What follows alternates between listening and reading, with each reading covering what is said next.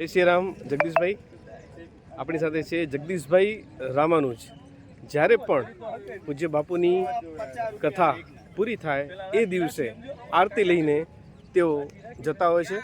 આજે આપણે જોઈએ કે આરતીની સામગ્રીમાં કઈ કઈ વસ્તુઓ આપ વ્યાસપીઠ પર લઈ જાઓ છો.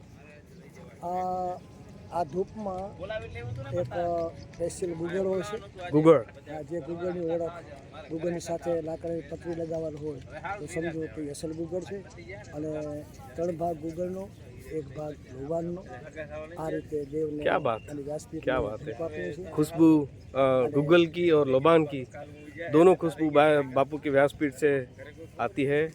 એના માટે જગદીશભાઈ નિમિત્ત છે કે તેઓ જ કથાની પૂર્ણાવતિ સમયે ધૂપ લઈને જાય છે અને આરતી માટે યજમાન પરિવાર એટલે કે મનોરથી પરિવાર અને ઉપસ્થિત મહેમાનોને લાભ આપે છે.